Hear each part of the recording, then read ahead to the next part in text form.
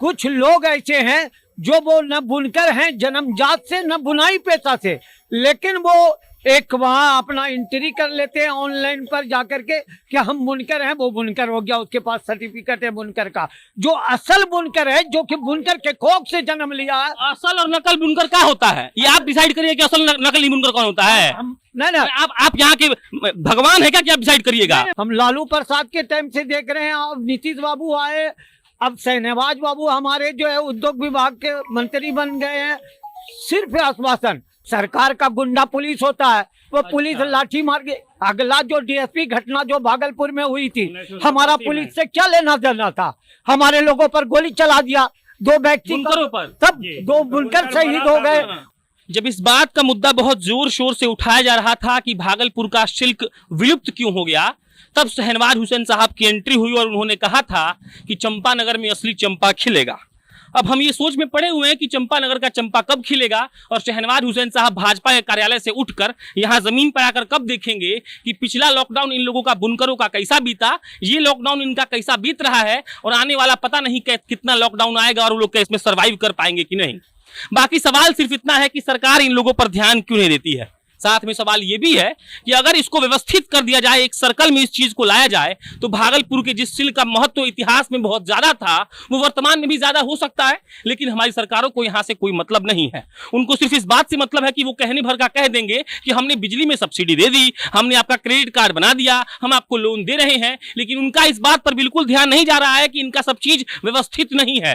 पूंजीपतियों के चलते ये लोग बर्बाद होने की कगार पर हैं। और जिस साहब से अभी हम मिल के आ रहे हैं, उन्होंने कहा कि 18 रुपए दुपट्टा का मजदूरी मिलता है, और उसी दुपट्टा को बंबई में लोग 650 में बेचते हैं। लेकिन किसी को पता भी नहीं चलता कि वो दुपट्टा भागलपुर से बनकर वहां पे गया था। ऐसी मजबूरियां हैं जिस पर कोई टिप्पणी कम होगी। बाकी बात इनसे कर लेते हैं। ये साहब है बुनकर समिति के अध्यक्ष हैं, और आप अंसारी साहब हैं।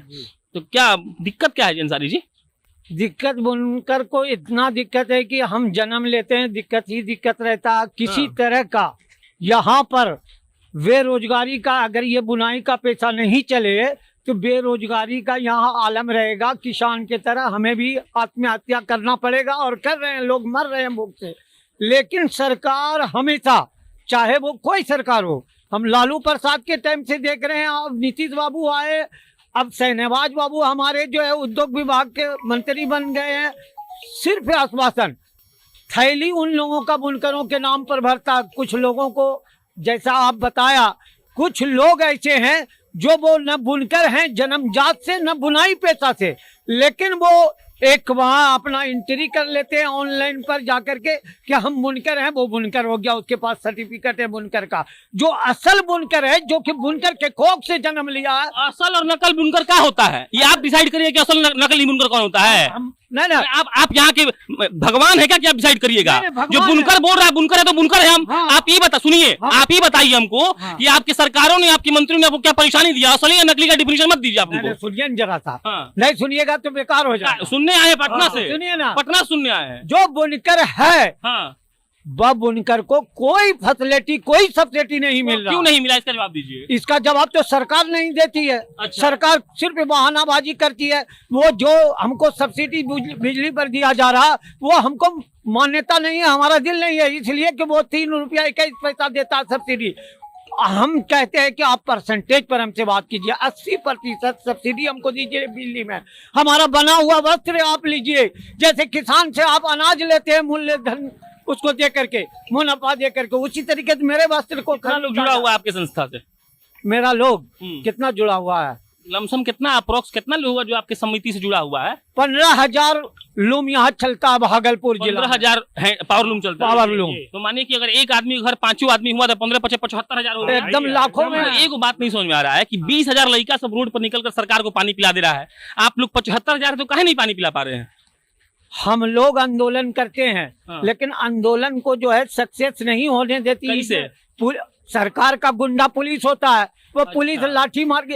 अगला जो डीएसपी घटना जो भागलपुर में हुई थी, हमारा पुलिस से क्या लेना देना था। हमारे लोगों पर गोली चला दिया, दो व्यक्ति बुनकरों पर तब दो बुनकर शहीद हो गए 19 जनवरी 1987 में। ये गुंडा आते हैं पुलिस वाले और खामोखा हमारा जो मांग है वह सरकार तक नहीं पहुंचने देता, वह गुंडागर्दी करके बुनकरों को और जो मांग है उनका उसको कुचल दिया जाता है। यही तो हो रहा। हम लोग तो कहे लगा रहे। अब इसका उपाय क्या? अच्छा ऐसे फिर जिंदगी आप लोग ऐसे ही चलता रहेगा? अभी तक तो ऐसे चल रहा। हम लोग मांग करते हैं कि हम लोग का स्थिति सुधार करे सरकार, और हम लोग क्या कर सकते हैं। एक बार हम लोग ने आंदोलन किया था 87 में, तो हमारा 2 बुनकर मारा गया, एक डीएसपी साहब मारा गया, कितना दिन जेल में रहा लोग, तो वो केस खत्म हुआ अभी। तो इसलिए हम लोग का हौसला माने टूटा हुआ है। हम लोग निचले तब से आंदोलन करते हैं, हम लोग ऊपर नहीं जा पाते हैं। जैसे होता है सूखा रोटी जो सूखा भात जो भी होता है सरकार अनाज देती है, इसी तरह से बुनकर का अनाज चल रहा है। काम तो अभी 16 आना माने बंद है, 99% काम बंद है। आप पूरा मार्केट नाथनगर, चंपानगर, भागलपुर, जहाँ जहाँ बुनकर है, जौन एरिया में बुनकर है, आप समूचा तहकीकात करा लीजिए, कहीं भी पावर लूम का काम एकदम पूर्ण तरह से ठप है। और ये कब होगा पता नहीं। बीच में थोड़ा सा काम चला था तो लोग को कुछ आया कि नहीं अब काम चलेगा। ये दोबारा लॉकडाउन जो हुआ तो इसमें हम लोग का काम एकदम खत्म हो गया। सुन लिया आपने, ये है बुनकर भागलपुर के, जिसके लिए आप ये टिप्पणी करते हैं कि हम सब कुछ एक दिन आकर बदल देंगे। आपको बदलने की इच्छा है ही नहीं। अगर आप बदलना चाहते तो आप इनके लिए कुछ ऐसा करते कि ये लोग अपना जिंदगी कम से कम सही से बिता पाते। बुनकरों को आप कम से कम एक जगह व्यवस्थित कर देते, एक ऐसा बिल्डिंग बना दीजिए, एक ऐसा कैंपस दे दीजिए जहाँ सिर्फ बिहार के बुनकर लोग जाए काम करें और यहाँ के धरोहर को इनका ट्रेडमार्क मिले, और जो ये बनाते हैं ये देश विदेश कहीं भेजा जाए, लेकिन इनके नाम से तो कम से कम भेजा जाए। लेकिन आप ऐसा पता नहीं कब कर पाएंगे। मेरा नाम प्रशांत राय है, आप जनता जंक्शन देख रहे थे। कैमरे के पीछे पीयूष कुमार चौरसिया खड़े हैं। बहुत बहुत धन्यवाद।